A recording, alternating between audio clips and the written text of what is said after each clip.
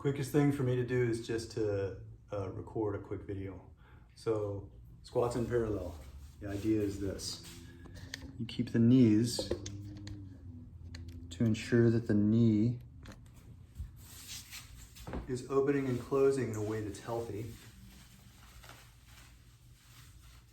You keep the knee going the same direction as the foot.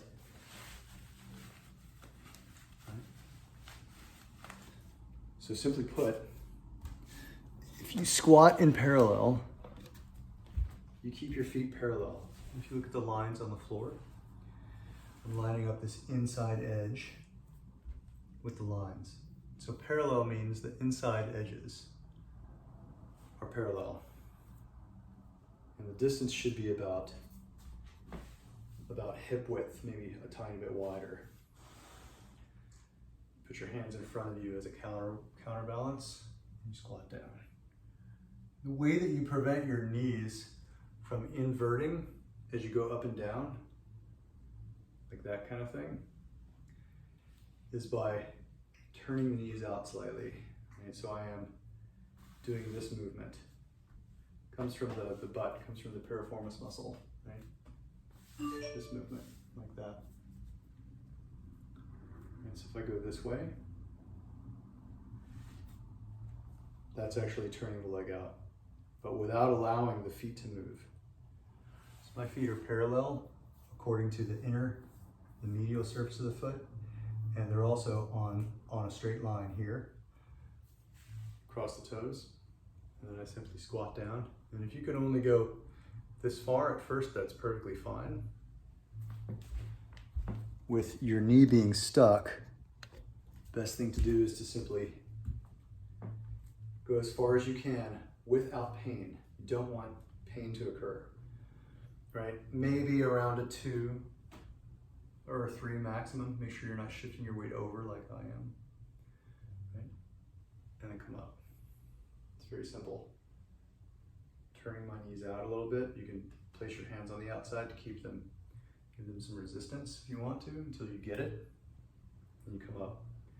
For most people, squats in parallel, it can be very difficult at first because we often lack the strength to hold ourselves up and we fall backwards. So you just grab any kind of stationary object, like a door jamb is fine, and do your squat against the door jamb. So hold on to this thing,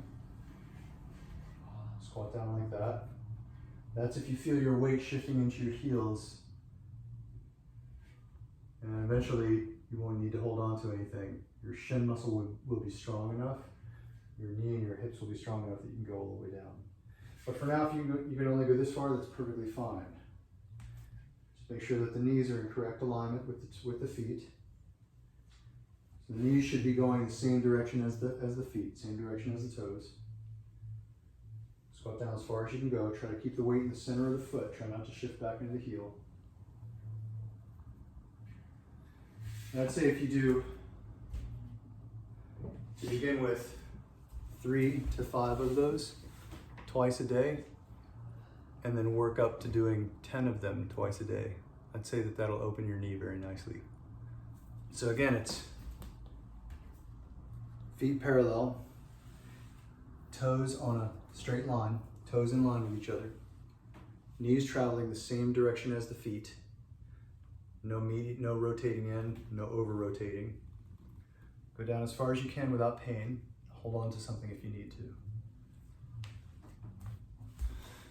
And a last and final tip is to pull up through the perineum as you do the movement. That's because when we increase pressure in the pelvic floor, it can encourage things like varicose veins or hemorrhoids. So it's good to pull up. All the Chinese martial arts have you do that when you squat. And most good weight trainers will tell you to brace through the pelvic floor as well as your abdomen and your back when you're doing any kind of weighted squat with a barbell. It simply feels like holding in a urine stream. So, okay, good luck. Let me know if you have any questions. All right, bye-bye.